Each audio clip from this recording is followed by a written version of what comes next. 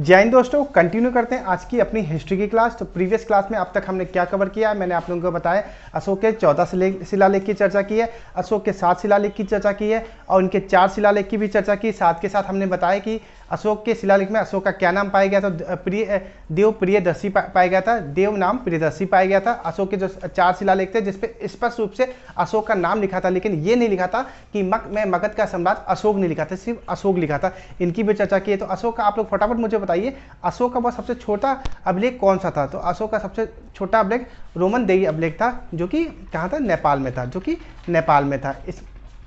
यह सबसे छोटा अभिलेख है। इसमें किस चीज़ की चर्चा की गई है, तो इसके अंदर चर्चा की गई आर्थिक चर्चा की गई है, जो कि टैक्स से संबंधित है। और जो आपका अशोक का जो सबसे बड़ा शिलालेख कौन था, तो 7वां शिलालेख सबसे बड़ा शिलालेख था। इसके अंदर किस बात की चर्चा की गई है, तो इसके अंदर अशोक ने क्या किया था, अशोक ने एक बोला था कि जितने भी धर्म के लोग हो सब लोग आपस में समन्वय बना के रखें, सब लोग एक साथ मिलजुल के रहें। तो क्या है कि इसके जो अशोक का जो 7वां शिलालेख था, ये सबसे बड़ा शिलालेख है और सबसे छोटा रोमन देई शिलालेख है। इसकी आप लोगों से हमने चर्चा की है। आज हम काम करते हैं कि जो मौर्य काल, जो अशोक का टाइम पीरियड था, इसको हम अंत करते हैं। आप बढ़ते हैं अपने अगले वंश के लिए, अगले वंश की तरफ। तो क्या रीजन था, क्या कारण था जिसके कारण मौर्य वंश का पतन हो गया, अशोक के टाइम मौर्य काल का पतन हो गया। पतन होने का कारण यह था कि अशोक ने क्या किया था, अशोक ने बौद्ध धर्म को अपना लिया था, अशोक ने बौद्ध धर्म को अपना लिया था, धर्म की नीति को फॉलो कर लिया था और अपने अस्त्र और शस्त्र को त्याग दिया था, जिसका फायदा लोगों ने उठा के इस मौर्य वंश में क्या होता, मौर्य वंश का सर्वनाश कर दिया और अगला शुंग वंश की स्थापना कर दी, शुंग वंश की स्थापना कर दी। तो आप फटाफट जान लेते हैं तो जो ये अशोक के टाइम इनकी प्रशासनिक व्यवस्था थी वो कैसी थी। जैसे कि आप लोग जानते हो किसी भी देश वगैरह को चलाने के लिए एक उनका मेन हेड होता है, जैसे कि प्राइम मिनिस्टर हो गए, फिर राज्य में मुख्यमंत्री हो गए, फिर आपके ये डिस्ट्रिक्ट्स में होते हैं, तो डिस्ट्रिक्ट में जो आपके वो होते हैं वो डीएम्स वगैरह होते हैं, और फिर नगर निगम वगैरह सब आता है। तो इसी तरह क्या था कि मौर्य काल के टाइम जो प्रशासनिक व्यवस्था थी अशोक की वो कैसी थी, इसकी अब चर्चा करते हैं आप लोगों से। तो क्या होता था कि जो मेन हेड या मेन लीडर या प्रथम श्रेणी पे किसको रखा गया था, तो राजा को रखा गया था, राजा को रखा गया था। प्रशासनिक व्यवस्था में मौर्य काल में अशोक के टाइम किसको रखा गया था, राजा को रखा गया। राजा नंबर 1 पे आता था, यह प्रथम पद था। फिर क्या करता था, राजा लोगों को गाइड करता था। राजा किसको गाइड करता था, राजा युवराज को गाइड करता था। ये युवराज किसके नीचे काम करता था, युवराज किसके नीचे काम करता था, राजा के नीचे। राजा के नीचे युवराज काम करता था और युवराज राजा के नीचे काम करता था। फिर युवराज का काम था कि प्रांतपति को कहता था कि तुम भैया एक काम करो, तुम मुझे काम लाके ऊपर दो। तो ये क्या करता था, जो राज्य होते थे, राज्य का काम किसको सौंपा गया था, तो प्रांतपति को। राज्य का काम किसको सौंपा गया था, प्रांतपति को। राज्य का काम किसको सौंपा गया था, प्रांतपति को। फिर आता है जिला, तो जिला का काम किसको सौंपा गया था, तो विशपति को। जिला का काम किसको सौंपा गया था, विशपति को। जिला का काम किसको सौंपा गया था, विशपति, याद रखना। और फिर आता है 10 गाँव का मालिक। 10 गाँव के मालिक को उस टाइम क्या कहते थे, तो 10 गाँव के मालिक को उस टाइम कहते थे गोप। अगर आप उनसे क्वेश्चन पूछ लिया जाता है गोप क्या है, तो आप बोलोगे 10 गांव के मालिक। 10 गांव के मालिक, 10 गांव के मालिक कौन थे, गोप। फिर गांव वगैरह में जो मुखिया होते थे, ये काम किसका था, ग्रामिक। तो मुखिया लोगों का काम क्या था, ग्राम को अपने देखना। जैसे क्या होता है, आप लोग अभी भी जानते हो, गांव वगैरह में अगर नल वगैरह लगना होता है तो आप क्या करते हो, आप सीधे क्या करते हो, प्राइम मिनिस्टर के पास नहीं जाते हो, ना कि मुख्यमंत्री के पास जाते हो। जो आपके गाँव का जो ग्रामिक वगैरह है या जो प्रधान है, उनसे आप कहते हो कि यहाँ पे यहाँ पे नल वगैरह लगाने की व्यवस्था की जाए, ना कि सीधे आप हेड ऑफिस प्राइम मिनिस्टर के पास पहुँच जाते हो। ठीक है, तो इसी तरह कुछ प्रशासनिक व्यवस्था मौर्य काल के अंदर था के भी टाइम थी। तो नंबर 1 पे कौन था, राजा। दूसरे नंबर पे युवराज। दूसरे नंबर कौन था, युवराज। तीसरे नंबर पे राज्य का प्रांतपति, राज्य का प्रांतपति। जिला का विशपति। 10 गांव का मालिक कौन था, गोप था। और मुखिया कौन था, ग्रामिक का मुखिया था, ग्रामिक का मुखिया। तो कुछ इस तरह क्या था, मौर्य काल में प्रशासनिक व्यवस्था चलती थी। तो अब आप लोग से क्वेश्चन पूछते हैं, तो इसको फटाफट मिटा देते हैं, इसको रफ करते हैं, फिर आप लोग से क्वेश्चन पूछते हैं।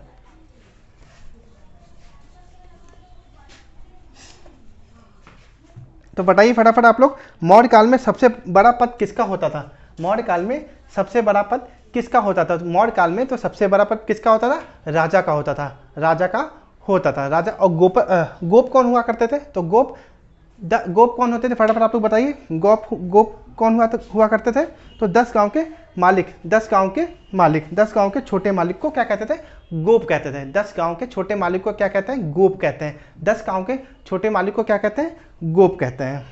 अब एक चीज़ और आपको फटाफट बताते हैं कि जैसे कि जब अशोक था, अशोक से जब आपका तो मौर्य काल के टाइम जो प्रांत कितने थे? तो मौर्य काल के टाइम 4 प्रांत होते थे। मौर्य काल के टाइम 4 प्रांत होते थे। वो कौन कौन से प्रांत थे आपका? एक तो आपका था प्राची था, दूसरा दक्षिण पंथ था, तीसरा अवंती था, चौथा उत्तरापथ था। लेकिन जब अशोक ने जब युद्ध किया था, किसके साथ? कलिंग के साथ युद्ध किया था। 261 ईसा पूर्व में अशोक ने कलिंग के साथ युद्ध करके और इस कलिंग को भी अपने मगध साम्राज्य में मिला लिया था। मगध साम्राज्य में मिला लिया था। तो इनका जो विस्तार था, ये विस्तार इनके इतनी एरिया में पूरा फैल गया था मगध का। और ये अवंती को किसने अपने मगध में ऐड किया था? अवंती को किसने मगध में जोड़ा था? तो आपको बताया था कि जो हर्यक वंश था, हर्यक वंश के संस्थापक बिंबिसार थे।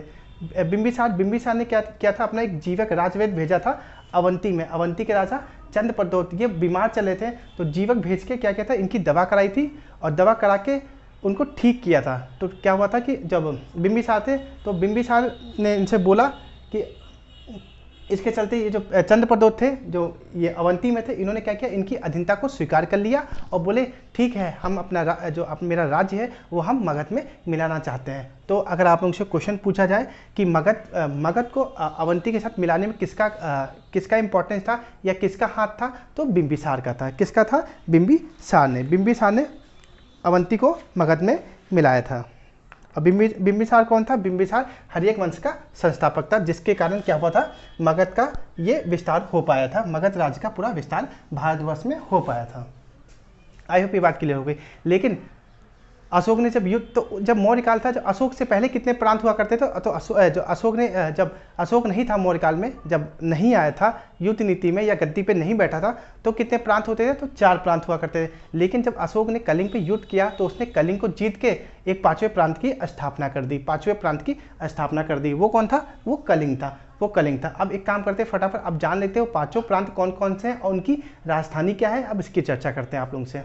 तो जो आपका सबसे उत्तर भारत के जो उत्तर में था वो था उत्तरापंथ। वो कौन सा प्रांत था? उत्तरापंथ था। और उसकी राजधानी क्या थी? उसकी राजधानी तक्षशिला थी। ये कहाँ पड़ता है? ये आपका पाकिस्तान में पड़ता है।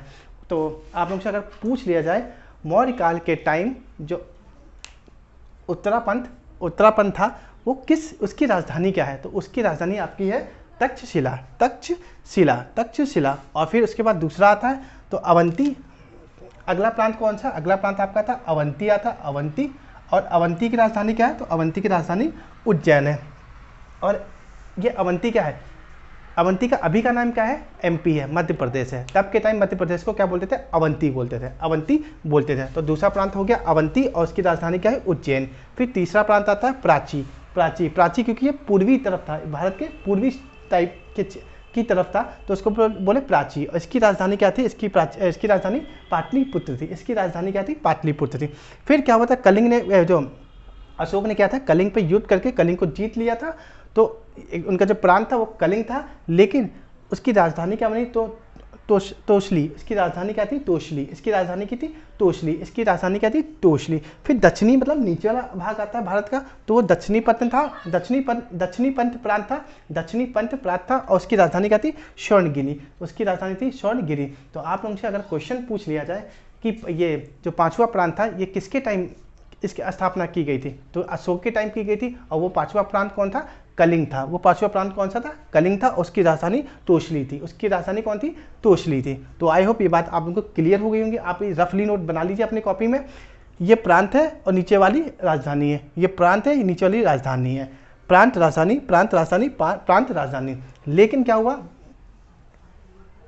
तो ये 5 प्रांत किसके टाइम आए थे? अशोक के टाइम आए थे। इसको आप रफली नोट कर लीजिएगा अपनी कॉपी में, ताकि रिवीजन के लिए बहुत आसान है आप लोगों के लिए। अब आगे आप लोगों से चर्चा करते हैं फटाफट।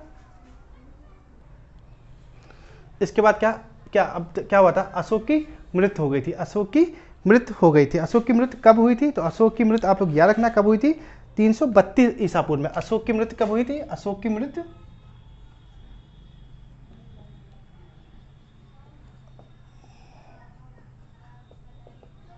332 ईसा पूर्व।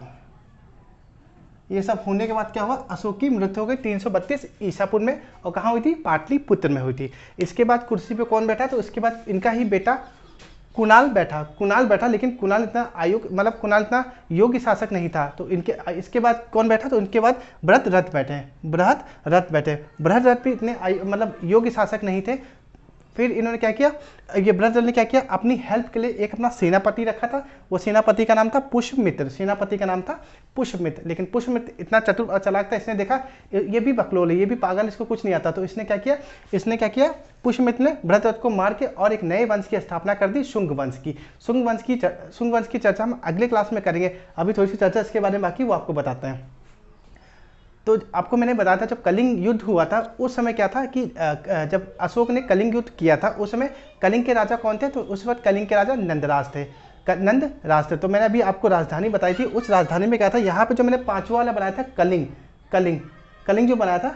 लेकिन अब जैसे जैसे क्या होता है कि जो शासक होते हैं वो भी बदलते हैं, तो उसी तरह क्या हुआ था कि अब अशोक तो मर चुका था, तो अशोक के बाद कौन बैठा, कुणाल बैठा, बृहद्रथ बैठा, ठीक है। ये भी सब क्या थे, इतने भी तेज तरार के टाइप बंदे नहीं थे। लेकिन उस समय कलिंग का भी राजा चेंज हुआ था, पहले कौन थे, नंदराज, लेकिन उसके बाद कौन हो गए, नरेश खारबेल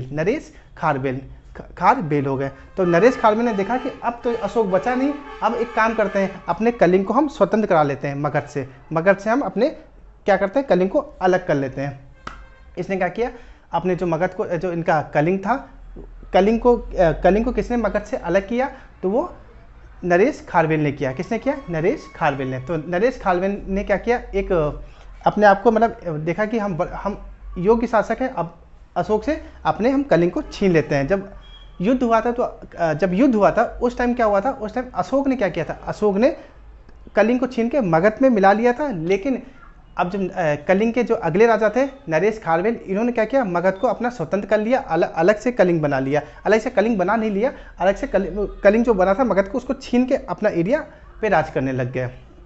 तो आप लोग याद रखना कि जब मौर्य काल चल रहा था, कलिंग को मगध से किसने स्वतंत्र कराया था, तो नरेश खारबेल ने कराया था। लेकिन भाई अगर आपसे क्वेश्चन पूछ लिया कलिंग को मगध में किसने जोड़ा था, तो अशोक ने जोड़ा था। फिर इसके बाद क्या हुआ था, इनके बेटे कुर्सी पे बैठे, बेटा अयोग्य नहीं था। उसके बाद बृहद्रथ बैठा, वो भी अयोग्य शासक था। तो इसने क्या किया, उसने अपने नीचे एक सेनापति को रख लिया ताकि सेनापति मौर्य वंश को चलाए। लेकिन ये देखा, ये भी बकलोल टाइप के इंसान है। तो इसने क्या किया, इसने डायरेक्ट नहीं मारा, इन्होंने डायरेक्ट इन पे हमला नहीं किया, किसी के द्वारा इन पे हमला करा के किसको मार दिया, पुष्यमित्र को मरवा दिया। और जो पूरा मगध भारत में जहाँ पे फैला हुआ था, वहाँ पे नए वंश की स्थापना हो गई। हालांकि क्या हुआ, मौर्य नाम जो स्पेस थी और जगह थी, वो क्या थी तो मौर्य काल, लेकिन वहाँ पे मौर्य काल का नाम अब मिटा दिया गया, पूरी तरह से खत्म कर दिया गया। और वहाँ पे नया नाम दे दिया गया शुंग वंश। और शुंग वंश के अगले संस्थापक कौन है, तो शुंग वंश के संस्थापक है पुष्यमित्र। इसकी चर्चा आप लोगों से हम अगली क्लास में करेंगे, ठीक है। मिलते हैं आप लोगों से अगले लेक्चर में। जय हिंद दोस्तों।